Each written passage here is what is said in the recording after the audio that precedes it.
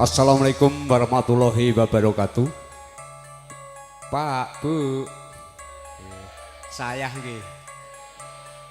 Assalamualaikum warahmatullahi wabarakatuh.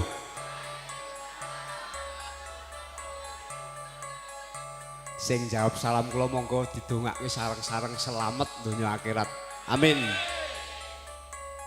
Winantu saking pakurmatan sinatan sih wirasanipun Gusti Maula Sanasih mugi rahayu ingkang samya rahayu rahayu sagung dumadi. Ulun pun wonten ngarsanipun para pinisepuh haji sepuh ingkang tupaning pamawas mewah lebih pitutur ngarsanipun para pangarsa-pangarsaning agami ing dahat katenggo dawuhipun ngarsanipun para pangarsa-pangarsaning pamarintah pangemban-pangembating praja satriyaning nagari sae tasih humagang karya sae sampun purna karya ingkang tunggal sutresna budaya adiluhung ingkang agung mamardi mardawaning budaya adiluhur ingkang dahat kinomat mewah ingkang sutresna linangkung ngarsanipun keluarga pisan sutresna Bapak Sartono Ibu Lasmi saking Gendan Pomah Tulung Raden titiwanci wonten madyaning sasana pahargyan Bapak Mulyono sekalian kepareng ngaturaken wilujeng sonten wilujeng panggihan kalian Prokadang Pametri Budaya Campur Sari Ingkes Sastra Laras dipun pangsanipun Mas Ijuk saking Karangnom Klaten kepareng sowan dalebar Kian Bapak Mulyono anggenipun kepareng mahargya pambuyunging putra pengantin Mas Andriana Setia Saputra sembodo jatuh kalian Mbak Dwi Riyanti. Mugi pinahargya sekalian anggenipun kepareng nampi santiasinipun kami dados keluarga ingkang bagya mulya lair terus ing batos para widuati sampun wareng samakta sopan Bapak Ibu ing mangke pangalembono sopanyaru katuran Sang Hyang Widi Sadarun. Setunggal wong setunggal kepada badhe ngaturaken salam pambuka pituwang para kanca sastra laras. Wonten suwanipun diajeng Nur Arfika.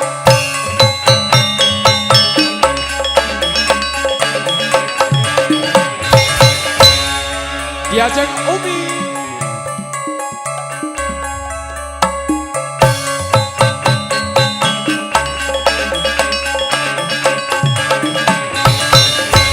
Eke Wakasan diajeng Citra Margareta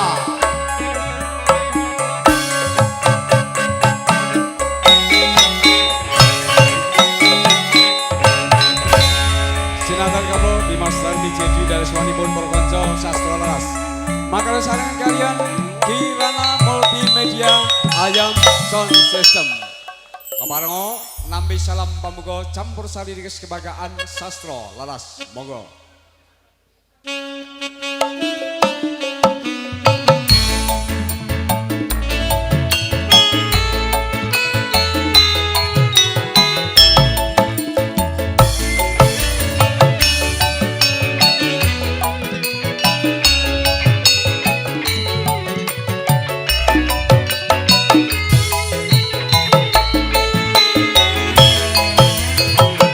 Sapa wis lali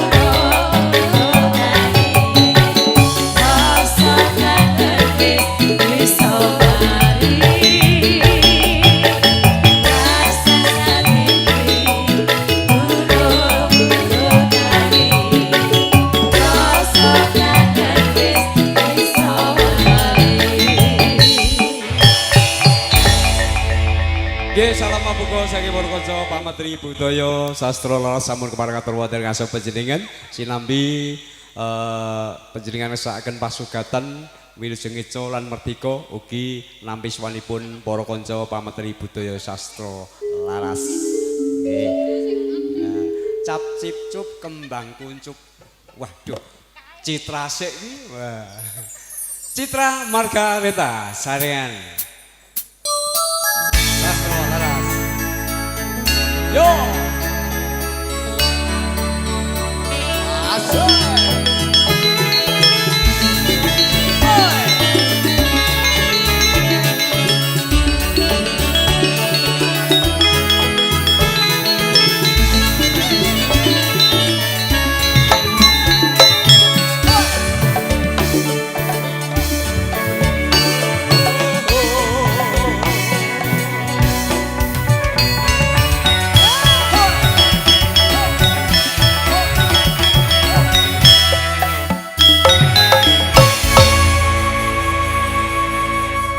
Wilujeng sonten Nduk Cahayu. Wilujeng ya sonten wis jam 3 kok. Wilujeng sonten, Pak. Iki nggih ngaturaken wilujeng sonten dhateng asalipun Bapak Ibu sedaya mawon. Dos pundi Bapak Ibu pinaringan sehat nggih? Nggih. Alhamdulillah. Nggih. Iki pancen yahene iki. Nggih, seniman pun pindah ping pirang-pirang nggon niku Pak. Pun ping 3 nika wau. Ping 3. Bapak sibuk pun pindah ping 2. Wah, alhamdulillah pinaringan laris ya, sehat, Pak. laris. Nyumbang. Nggih. Kandhane kok. Niki wau Bapak pengendali wana nggih. Nggih, sinambi paring dawuh supados keluarga saking Besan Sutresna kasuwun potret sarengan penganten. Monggo. Ingkang kepareng pratitisaken pangarsaning Besan monggo kasumanggaaken. Nggih. Keluarga Besan saking pundi?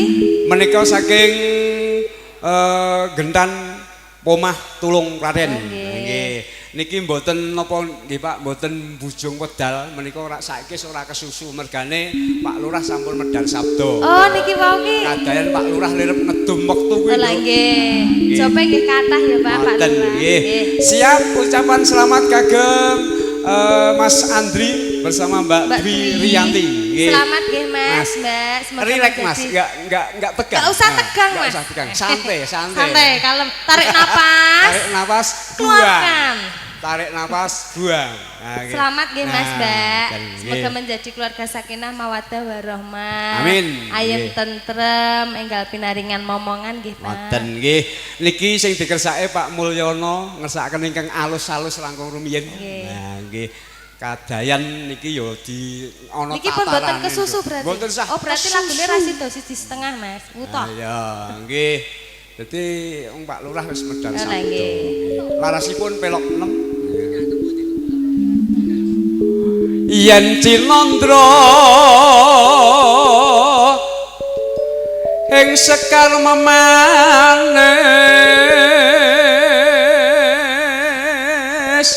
Mbak-mbak mas-mas niki bawa riyen nggih mengke lek lagu sing kesenengane jenengan nggih mergane mbak-mbak iki anggere bawa wah iki swara apa ngene ngantuk Pak sabar ya Mbak amiwaha wisudan putra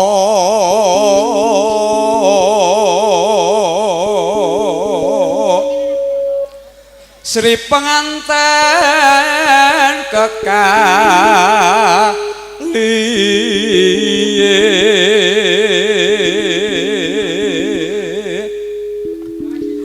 Andriana kang kakung jatuh krami Dwi Riyanti wenengku Pak Mulyono sing mengku Pak Mulyono amanggih rahayu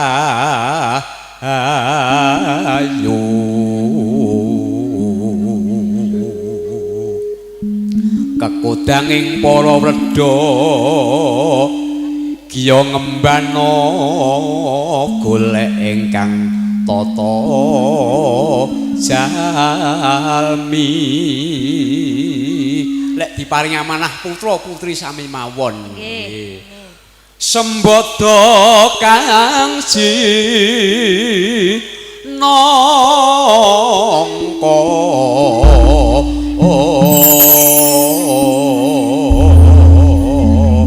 Sampun Pak niki langgame sasake nggih. Sak-sake tak sekarep monggo tindak mriko kersane saya tepang keluarga Iki Sablang. jumbuh Romae Citra. Ya. Bocah gunung Mas. Weh.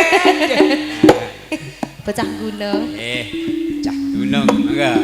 Nanda. Nadyan aku bocah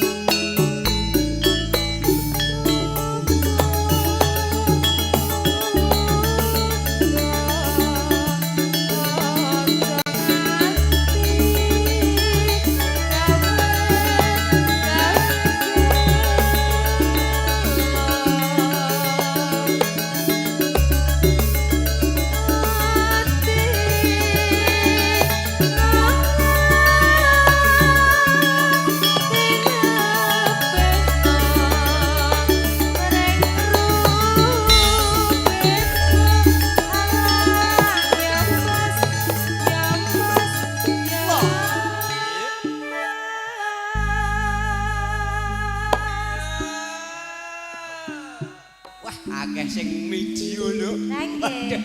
Iki cah gunung tenan padha iki. Ting we. Nah, nggih.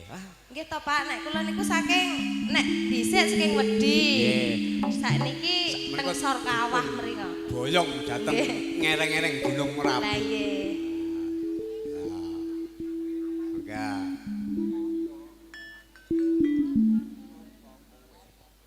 Apa kowe ra kelingan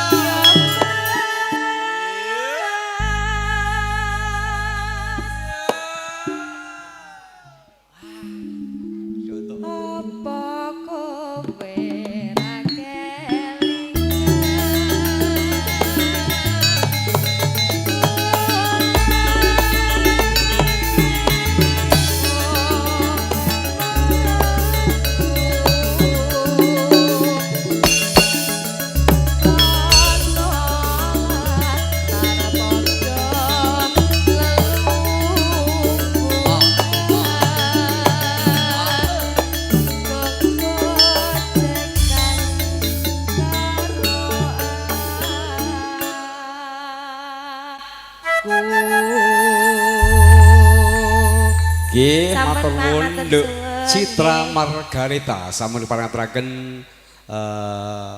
satu kali langgam kagem ngarsanipun para tamu mugi dadosaken sukurena dhateng ngarsanipun lenggah sedanipun.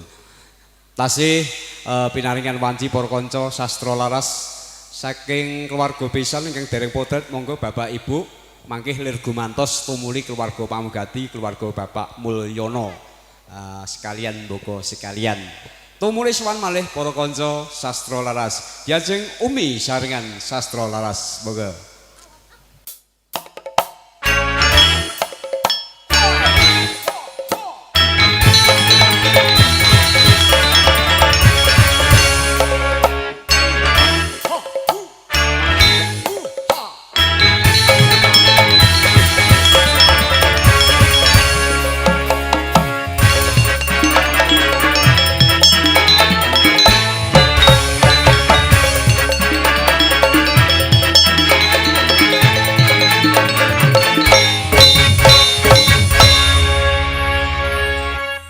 Wilujeng sonten Dek Umi. Wilujeng sonten ugi Mas. Niki wau menawi Dik Citra saking ereng-ereng Gunung Merapi.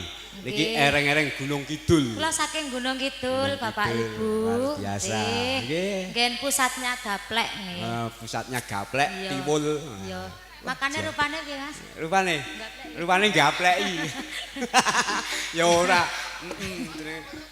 Lho aja ngono kuwi, adike mbelo aku. Lho kan terkenal gaplek nek Gunung Kidul niku. Terkenal gapleke. Rupane Makane gaplek. rupane Kaya gaplek. rupane ayu ngono lho Mas. Ayu. Nggih, wilujeng rawuh, wilujeng sonten. Bapak Ibu para tamu, sekejaken anggenipun lelenggahan menika sinambi mirsani Campursari. Sastra laras. Sastra laras. Nggih. Aku ngomongan jan kaya gawan-gawano ya. Lho piye? Aku gur banjeli kok. Oh ngono. Banjeli mumpuni iki apa? Ya ora apa-apa sing penting iso. Alhamdulillah, nggih. Weh kanca-kanca nggih semangat-semangat. Alhamdulillah. Utamane sing etan dhewe iki nganten anyar, Dik. Lah ya, layak mau kok mlakune kok beda. Ayo. Mlakune Mbok ora kaya adate lho, mlakune iki beda iki. nganten anyar ki nek Lah, anu arep mlakune pen sikile kaya kecancing-kecancing. Jare anu dengkule lara jare. Malah andali yo. Nggih. Wis tau dadi nganten iki kowe pengalaman. Nggih, ya ngene iki kan nggo gambaran engko Mas Manten iki kira-kira kurang lebih ngono kuwi rasane ngono lho Mas. Rasane ngono kuwi. Nggih. Nggih. Muga-muga lek diparingi amanah putra putri nggih. Mas Andri rencana piro Mas? Anake Mas? Ngeten. 5. Napa ngeten? Ya ora apa-apa wis manut Gusti Allah sing maringi. Nggih. Suka panglipur Dik Umi. Nggih Mas. Nggih. Nek nyuwun pirsa ingkang bapak-bapak mesti ingkang Jawi. Nek nyuwun pirsa kono mesti ayang-ayang lagune. Ayang-ayang. Ayo didum-dum. Iya. Jawi liyen. Monggo nderek panjenengan Mbak Umi. Iki suasanane iki ya wis ketoke kaya wis ngejak gayeng-gayeng wae ya Mas ya. Nggih. Heeh, seragenan mawon. Raginan ingkang bahkan tasih Campursari. Campursari nggih. Ora lagu India wae to? Oh, lagu Ora. India yo engko. Ya. Nggih. Diaturke napa? Diaturke larase Slendro mawon. Slendro. Slendro. Kaya ngapa? Nggih. Mangga sepinten Kangge bawa to? sampean. Jenengan mawon lho. Oh nek mung bawa lenang iki mung malah. Tapi kan patut nek piye kapung to. Oh nek lanang iki mung biasa nek sing wadon iki baru luar biasa. Kok endo wae to ket mau. Ora endo iki tenanan. Aku ki wis endo malah kono ya endo. Ya. Nggo tambah kangen, Dik.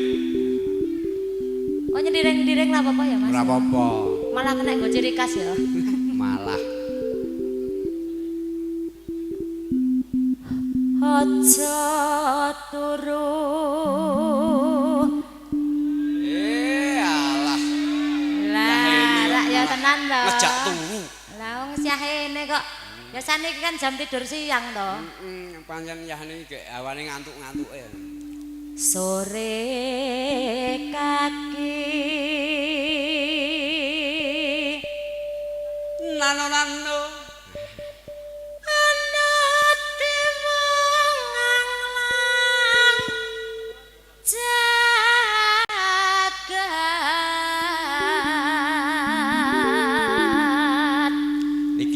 asring tampil wonten YouTube. Sinten? Bumi jenengan to. Napa nggen konten napa niku? Sanggar Konten- Cemara. Oh, nggih tak kira nggon konten film-film apa ngono. Mboten. Oh, Oh, film mboten. apa? Ya film komedi apa-apa ngono neh. Sing penting aja film ajab. Oh, mboten. Naudzubillah. Medeni. Nano. Nyangking bokor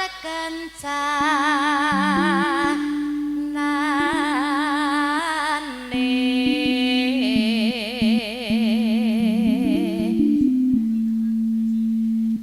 isine tengah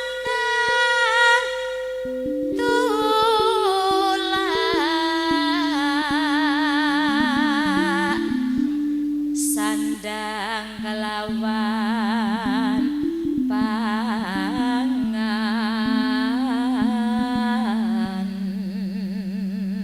Lajeng ya iku bagian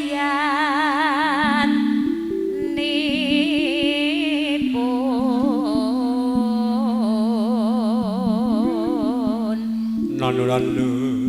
wong melek sabarna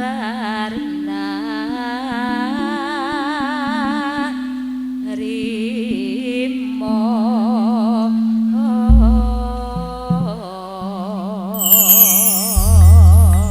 Nggih, sumbuh kaliyan pun kersaken Bapak Mulyono ingkang mat-matan. Nah, mangga.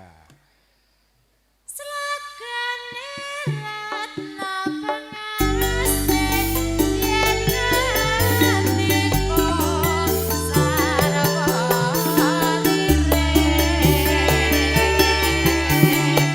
sanadyan aku prasaja nanging bisa nuju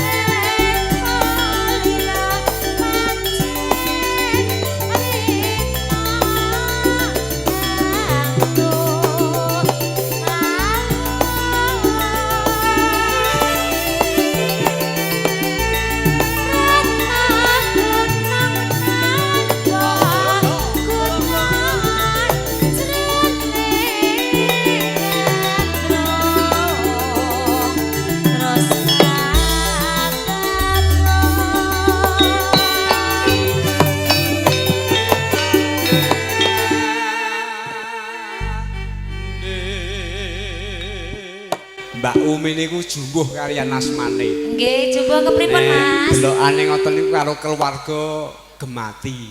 Gemati, nggih. Mati karo bojo Gemati. Ciri-cirine apa nek aku kok dadi wong wedok kok Gemati? Lho asma niku kinarya japa. Ucapan utawa jeneng kuwi adalah doa. Iya. Nggih, ketok ngene ora wani ngunggahi wong lanang ngeten iki rembugane alus sarwa alus. Insyaallah. Nggih, pripun Pak Ji? Oh, alus kok kaya parut niku pripun? Pak lho. Wong jenengan wis ngalem aku lho. Nggih. Kok jare ngomong aku kaya parut Jadi iki. kaya parut nek mesake. Wis ora pengen apa-apa. Aku nek nang ngarep ngono ki tampilane ya ngene iki. Nggih. Dadi ketok alus ngono. Nggih. Jenengan ki ora ngerti asline nek nang omah kok ya. Oh, alah kobrak kabruk. Lah. Kandhane. Lah, lho Pak niki ya pirsa to. Pripun? Oh, nggih. Nggih. Kulino ngumbah. Nggih, kagungan indra ke-6 panjenengan. Lah, nggih. Ora, wis. Lah nggih ngeten iki kulino nyikat to, Pak. Nggih. Nggih anggere enten sik rembukan apa-apa langsung disikat. Wah wah wah wah wah wah. Jalamu kaya kowe. Yo.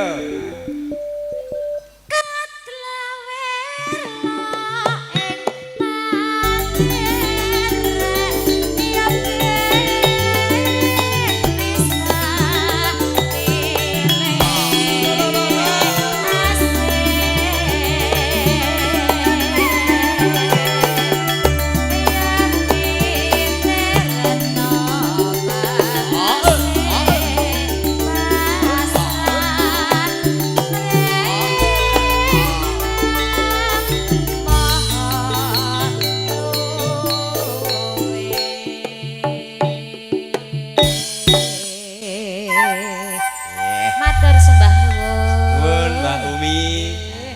Kita harus efisien waktu. Nduk Nur Artika kemarin badhe sowan. Enggak. Yo Nduk. Sarengan sastra laras. Nggih, niki nyarengi dereng waradin sowanipun para kadang muda.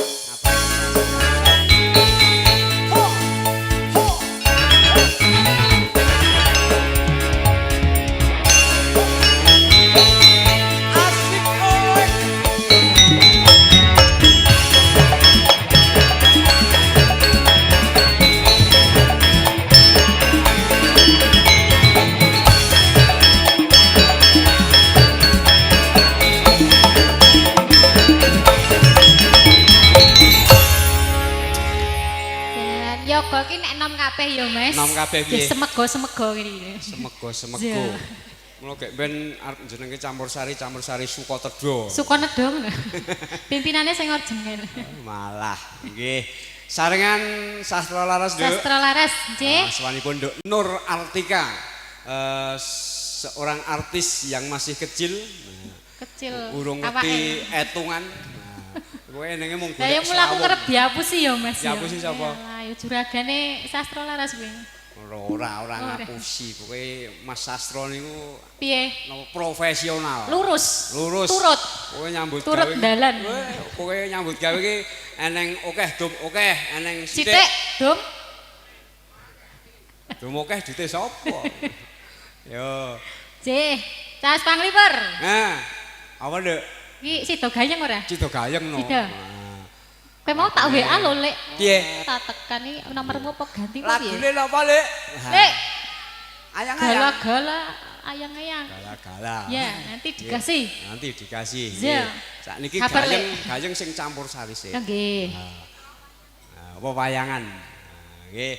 Niki nggih gayeng lho niki. Nah, Jih. Nduk Nur Nggih. Artika monggo tidak mriko kesane keluarga wonten ing Sabrang saking muntin niku Gentan sami Tepang. Kok nek ketelisut piye, Lek? Wah, engko nek ilang tak goleki. Nggih. Nggih. Monggo sak sampunipun menika lek lagune Nggih. wayangan kagem ngasalipun para tamu. Semoga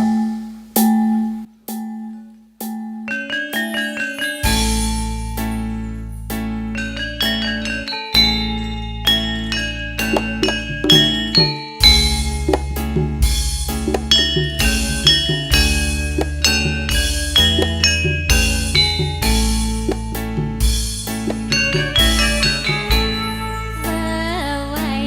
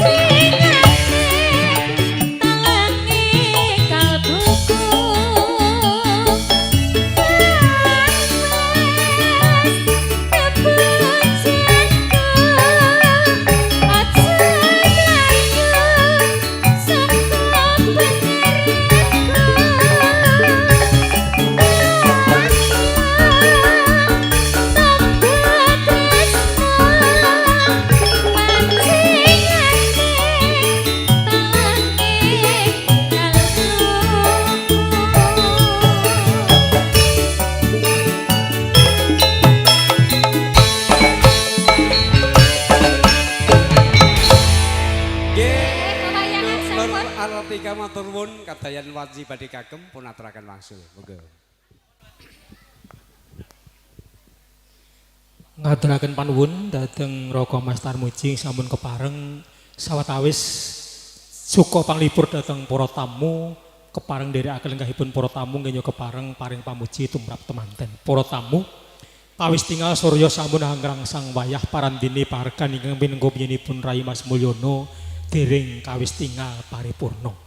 Ingkang menika penyanipun kepareng badhe panembromo bebaosan linobong jroning galih ing Dasuka Amarwata Suta ndaweg amangun bojo. Dupi nguningani penyanipun para tamu andher nggenya kepareng lawuh pepak ing Sinaraja semanten kathahipun wilanganipun ing satemah penyanipun Pamangkugati daya-daya suka panembromo katur dhateng para tamu sinartan ngaturaken pangrut citaning penggalih ing tasih sinempening kalbu kepara dereng kepareng kawiyos ing kathah. Ingkang menika murih kababar kanthi prayogi menapa ing dados panglunthahing manah ing tasih sinempen mila katur dhateng nyenipun Bapa Rahmadi ingkang ing mangke kepareng jinajaran nyenipun Rai Mas Marimin tan kantun Rai Mas Darmadi kepareng daya-daya hangaturaken menapa ing dados pangrucitane penggalih Pamangkugati sinartan atur panuwun miwah ambalaning wilujeng rawuh kepareng rawuhipun para tamu. Ingkang menika kepareng jengkaripun Bapa Rahmadi sinengguyung kadherekaken nyenipun Rai Mas Marimin tan kantun Rai Mas Darmadi lamburinasa pindha Nalendra Agung ing Ayogjakarta hadiningrat.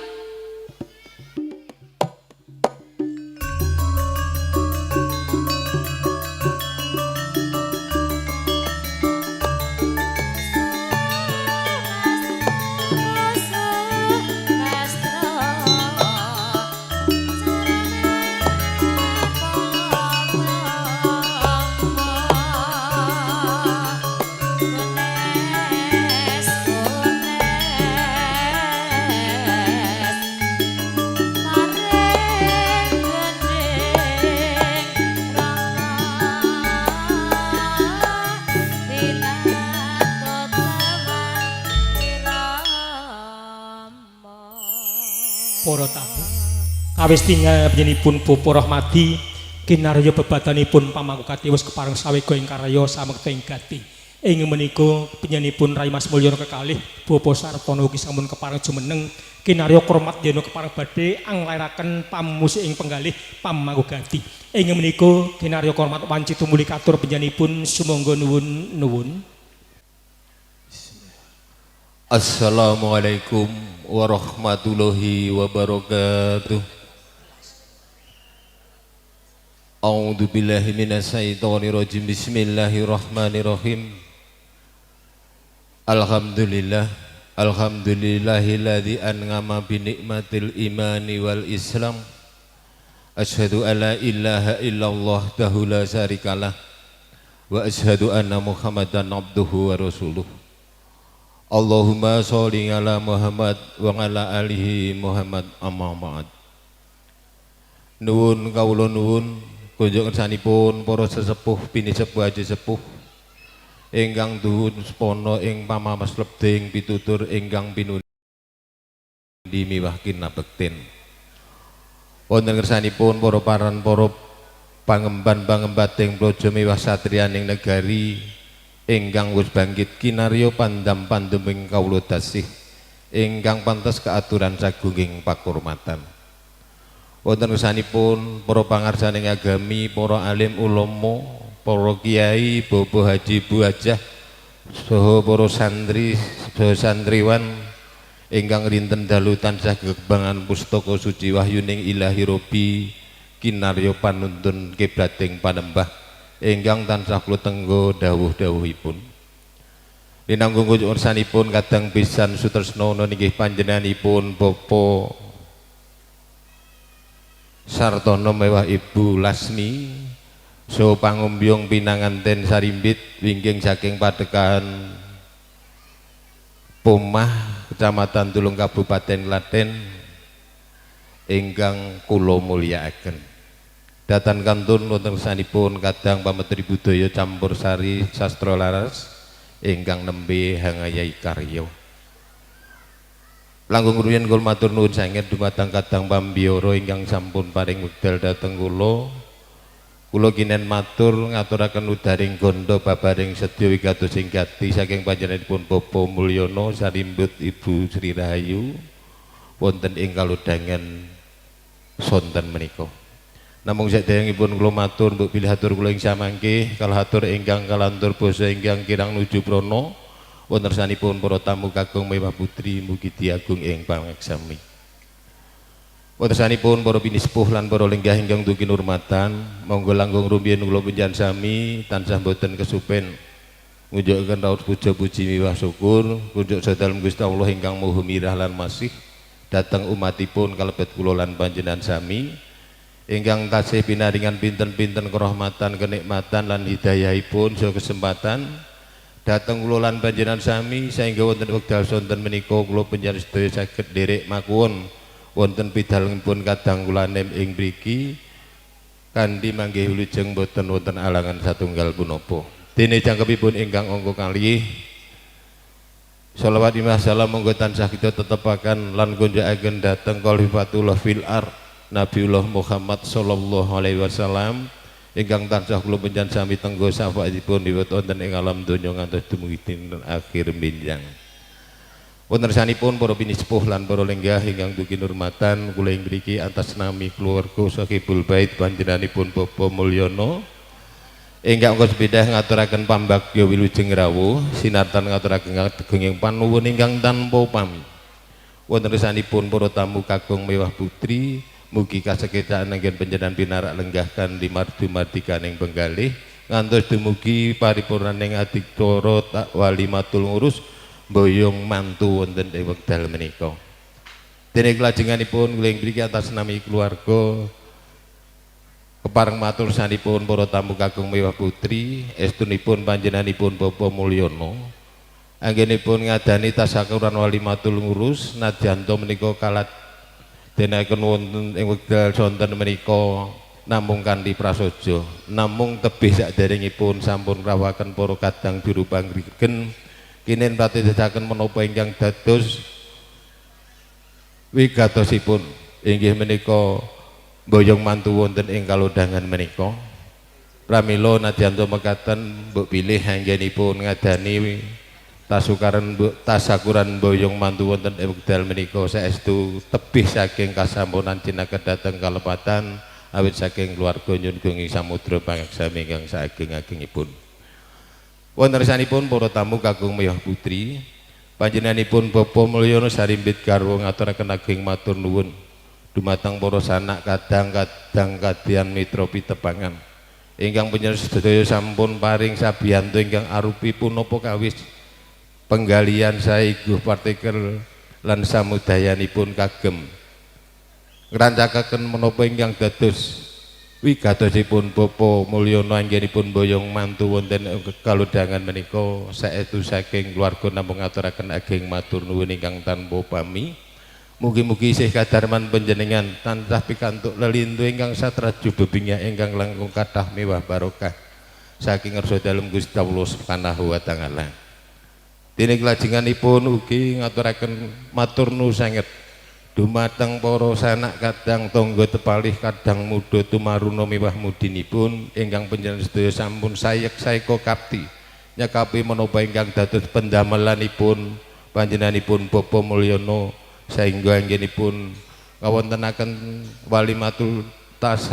walimatul ngurus tasyakuran boyong mantu menika saged lumanti kanthi prayogi boten manggih alangan satunggal punapa wis saking ridhanipun Gusti Allah Subhanahu wa taala sinembuyung donga pamuji ngersanipun para tamu kakung mewah putri.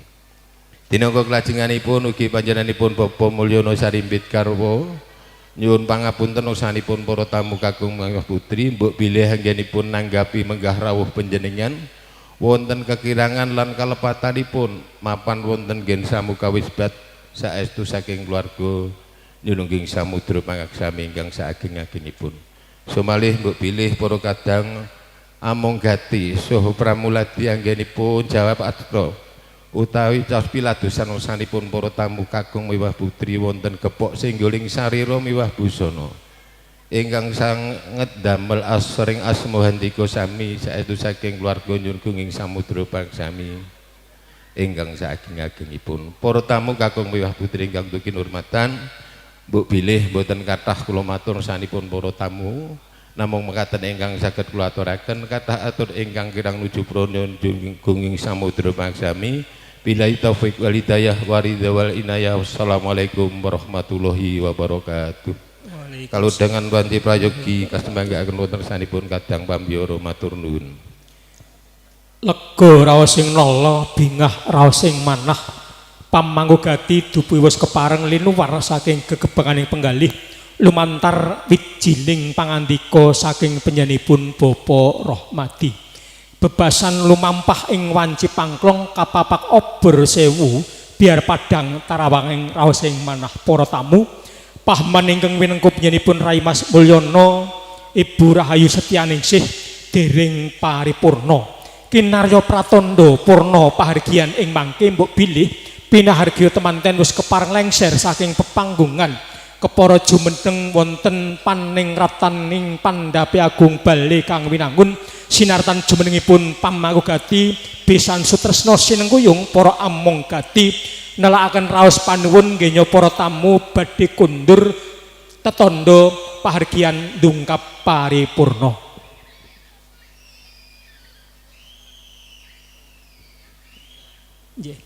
Para tamu ing mangke mbok bilih sampun wonten sasmita saking keluarga piniji panjenenganipun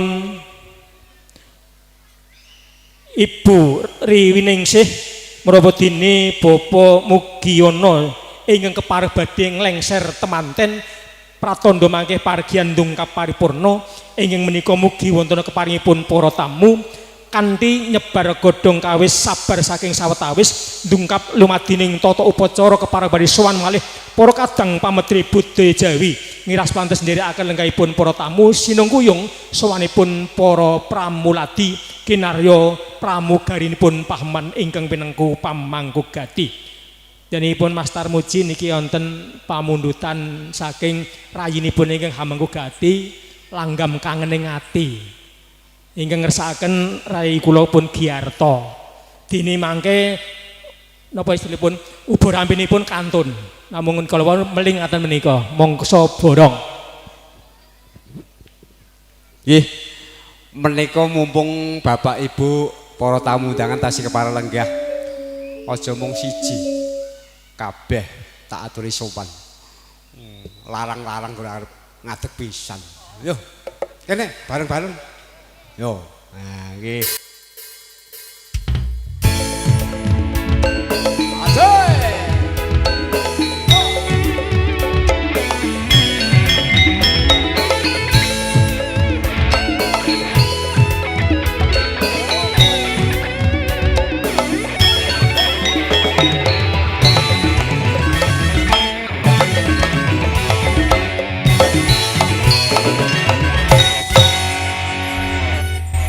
Kene garwane pun Kakang sak katelune nduk nyambut gawe. Anggur karek ngakui rasah ragate kok do serik to jangku iki. Iya, umpama tenanan ya ragate ya ngentek-entekke. Lho mboten to, wong saged golek dhuwit dhewe kok. Oh iya. Lah nggih. Kepara jenengane malah Badi to. Mah Badhe. Iya to. Bisa nggo tulang punggung. Bojoku tulang punggung. Ya, iki mau ana pamundhut, Nduk. Nggih. Diaturke saiki apa bar iki? Kangen ning ati. Nah, nggih. Bar iki nggih pokoke berturut-turut. Nah, ngantos niki mengke le caos pasugatan dahar rata. Nggih. Yo diaturke apa sih? Nah, seragen ninggal katresnan. Nggih, mengke terus kangen ning ati ngoten. Nggih, mergo tresna. Heeh, lagu kebangsaan Sragenan. Lah iya. Ninggal katresnan. Ayo ngapa?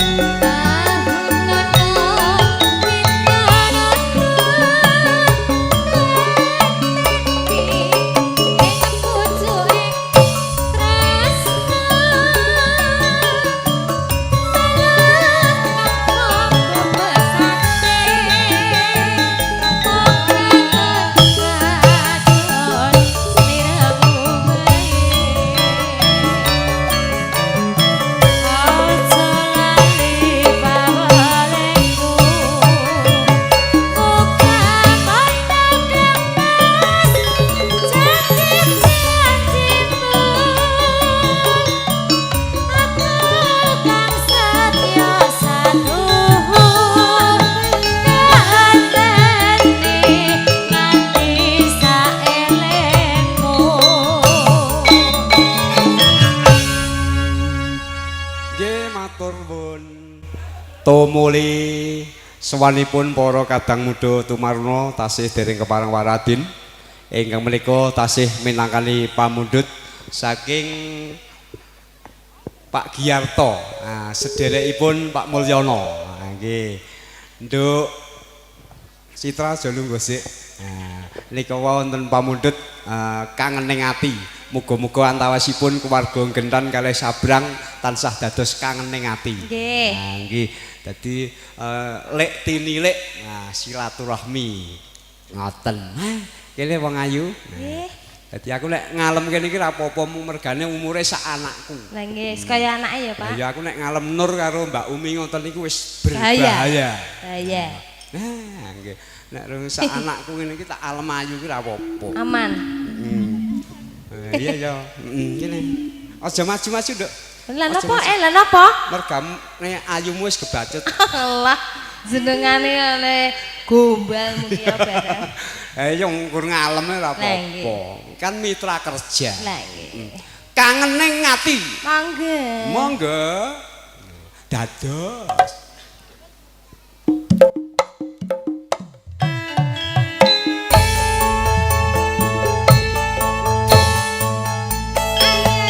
Kagem Pak Yanto. Sastra Laras. Ayam Sansesto. Kirana Multimedia.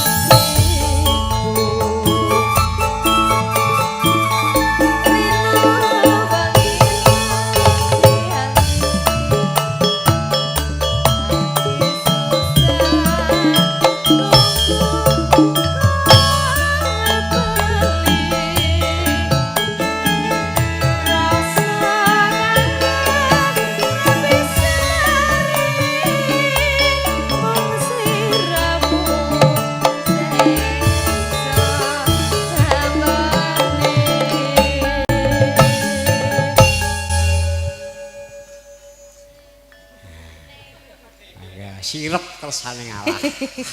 Mantap, Mas. Mantap. Kodane kanca-kanca ki. Heeh. Aja. Iya.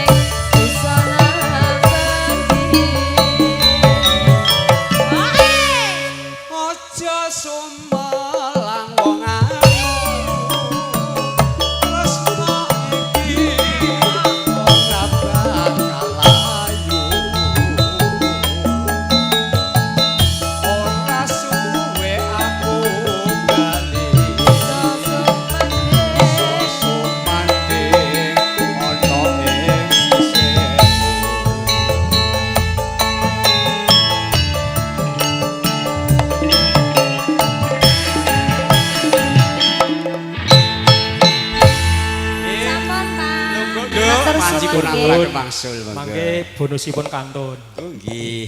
Para tamu tirta seta kang kinarya pangrecep rasa kawis tinggal dereng waradin tumrap para tamu. Ingkang menika ing sampun kepareng rahapi mugi tetepa lenggah kanthi prayogi parandene ingkang dereng kepareng nampi kepareng sabar saking sawetawis. Kanthi mekaten kunjuk wonten ngasanipun ingkang winanting pakurmatan Bapa Mugiono sekalian, mugi wonten keparingipun daya-daya lengser saking sasana palenggahan tumuju wonten ing sasana Prabaswiyasa saperlu kepareng hamapak Riyat Mojo pinargya temanten sarimbit pisan sutresna tan kantun pamangkugati kepara kajumenengaken jajar wonten panengrataning Pandhapi Agung Bale kang winangun sinartan para amung-gati saking sawetawis wanci sinambi para tamu ngrahapi tirta seta kang kinarya pangresep rasa. Ingkang menika para tamu kula ingkang kinarya srana nglantaraken miwah nderekaken sawanipun tata upacara ngunduh mantu ingkang pinengku Rai Mas Mulyono sekalian Ibu Rahayu Setyaningsih ing mbok bilih piswaning atur kula saestu beneh kalian padatan ing satemah boten jumbuh kalian parama sastra ingkang kula aturaken wonten ngasanipun para tamu kadayan andhaping pawiyatan kirang sesepan kutunging pangertosan namung saged ngaturaken tebah siti waing dami binuntel roning klapa apuranta sedaya lepat kula kanthi asesanti mugi hayu rahayu ingkang tansah samya pinanggih konduripun para tamu basuki wonten ing margi bagya mulya pinanggih keluarga sowang-sowang kanthi rahayu niskala kanthi asesanti sing sapa mbibiti ala ing kono wahyuning bakal sirna sura sudira jayaning rat subrahta ulah tekaping darmastuti nuwun matur nuwun. Assalamualaikum warahmatullahi wabarakatuh.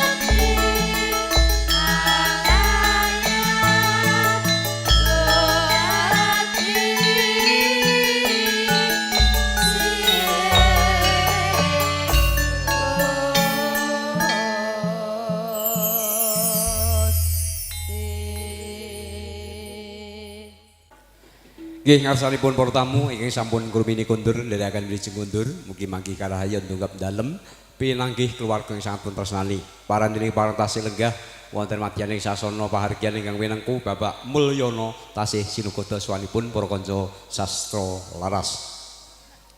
Baik dari nuansa irama campursari kami melaju ke nuansa irama tembang-tembang rancak, baik tembang-tembang yang baru naik daun ataupun lagu-lagu lawas bakal dipersembahkan untuk penjenengan yang masih setia bersama kami, tentunya bersama Sastra Laras. Yang pada kesempatan yang berbahagia ini masih bekerja bareng dengan Kirana Multimedia juga Azam Profesional Audio Sound System. Kembali mengucapkan selamat berbahagia buat pasangan ideal Mas Andri bersama Mbak Dwi. Semoga berbahagia tentunya. Satu persatu bakal hadir untuk penjelasan semuanya sederetan artis yang masih setia menemani suasana santai yang indah pada kesempatan sore hari ini bakal menghadirkan tembang-tembang untuk penjelasan semuanya sembari rekan-rekan kaula muda di Sabrang Kayumas Jatinom Klaten berberes-beres merapikan segala sesuatunya, dipersembahkan lagu-lagu bonus nuansa irama tembang dangdut buat penjelasan semuanya. Untuk persembahan berikutnya langsung dipersembahkan ada Ajeng Umi dari kota Gunung Kidul Handayani bakal mempersembahkan lagunya di tembang-tembang dangdut untuk penjenengan semuanya. Oke.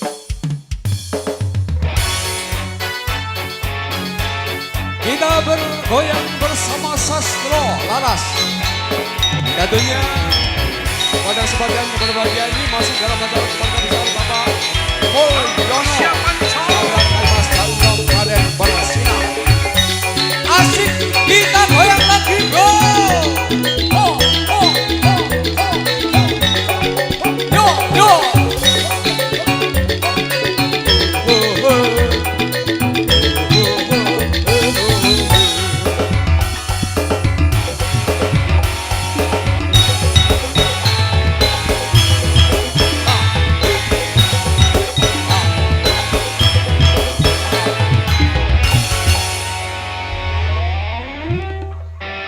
Oke, Dedek Umi. Langsung kita melaju ke nuansa irama tembang dangdut.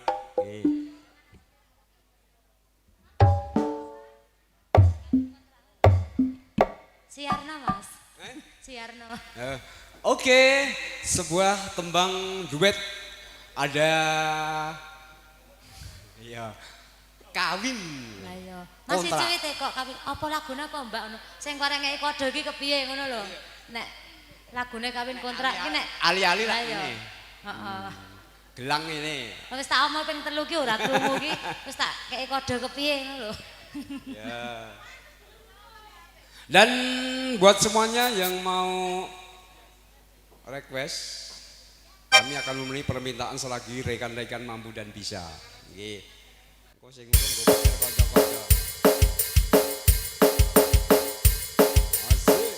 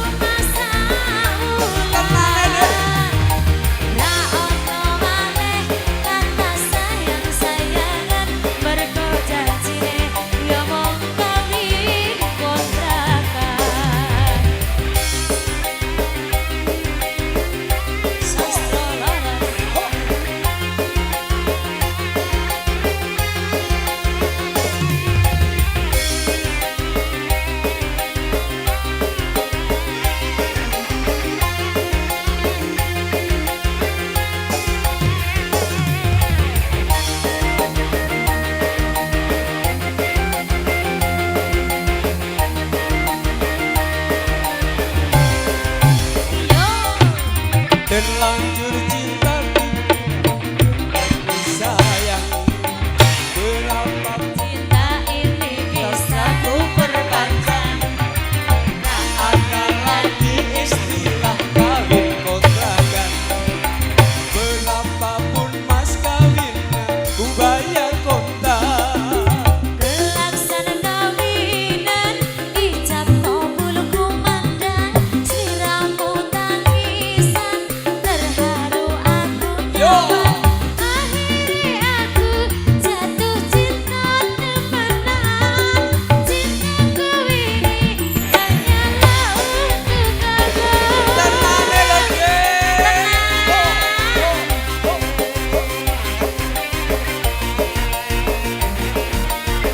Asik.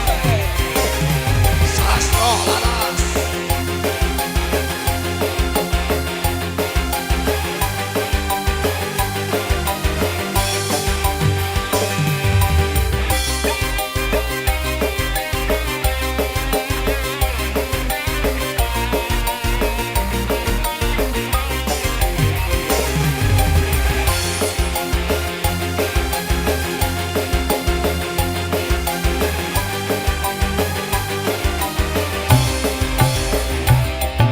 Aduh, adindaku sayang, balas cantik wajahmu yang ku kenang.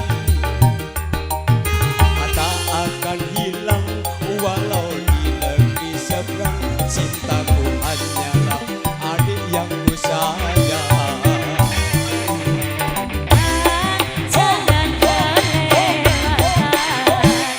Resaku iki mung cuma sabulan. Ra ono maneh kata sayang-sayangan. Mergo janjine ya mung kawin kontrakan.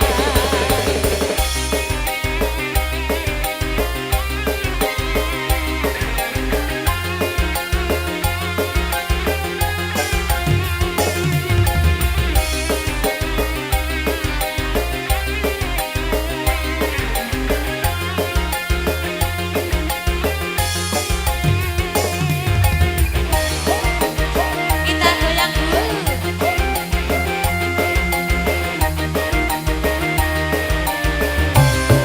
Iyo. Terlanjur cinta kau yang ku sayang. Cinta ini bisa ku perpanjang. Tak ada lagi istilah kawin kontrakan. Berapapun mas kawinnya, ku bayar kontak. Kelaksan kawinan, ijab kabul kumandang. Sliramu tangisan, terharu aku nyaman. Akhirnya aku jatuh cinta temenan. Cintaku ini hanyalah untuk kakak. Terlanjur cinta mati di Kau yang ku sayang. izinkan Cinta ini bisa ku perpanjang. Tak ada lagi istilah kawin kontrakan.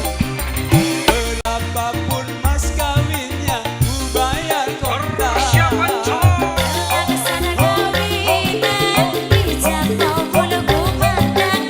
Sliramu tangisan, terharu aku nyaman. Akhirnya aku jatuh cinta beneran. Cintaku ini hanyalah untuk nyaman.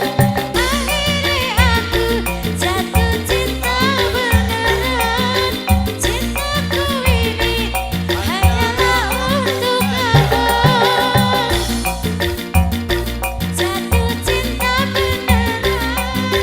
Akhirnya aku hanyalah untuk kakak.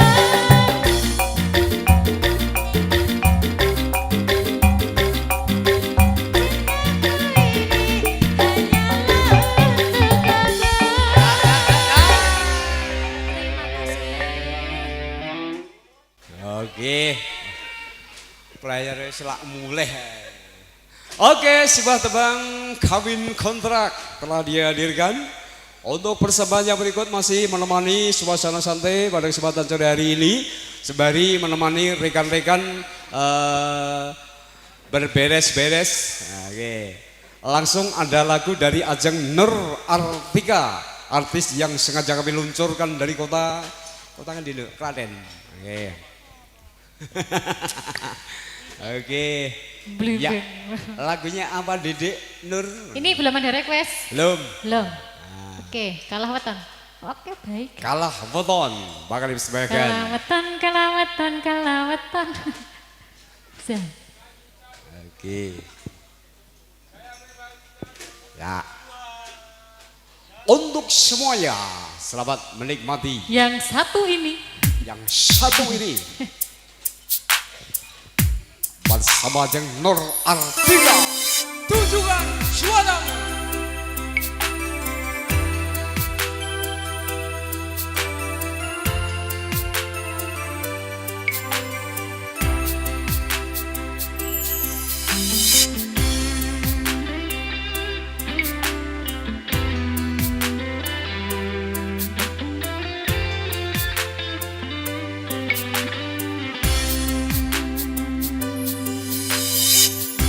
Adung sayang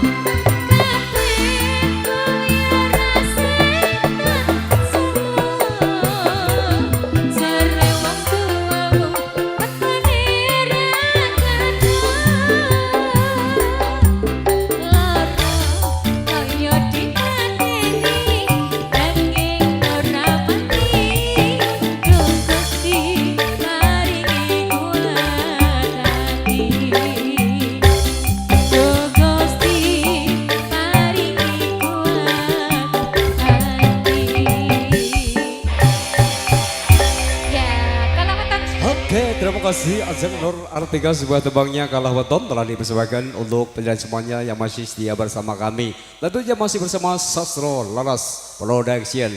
Kembali hadir bersembahkan lagunya ada kehadiran dari Ajeng Citra Margarita.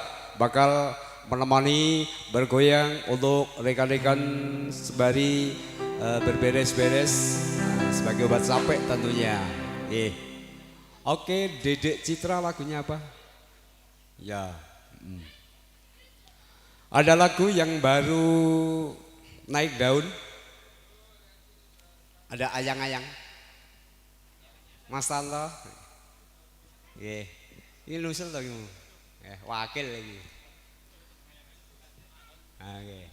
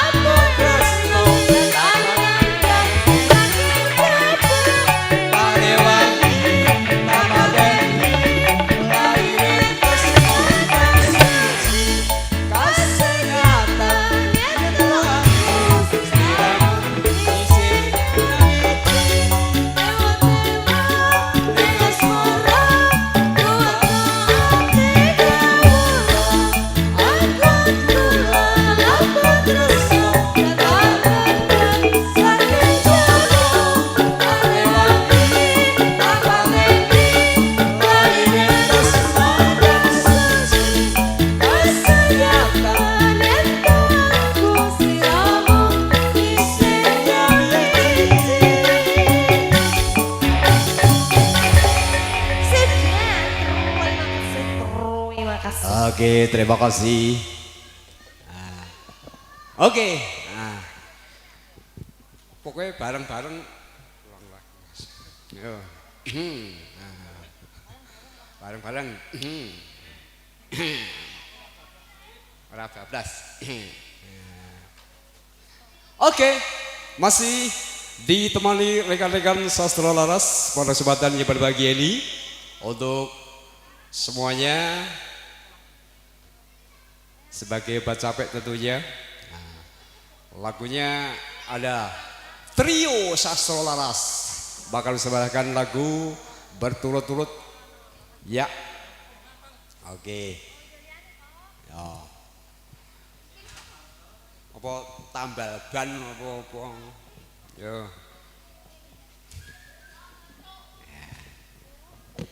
Oke, monggo Didik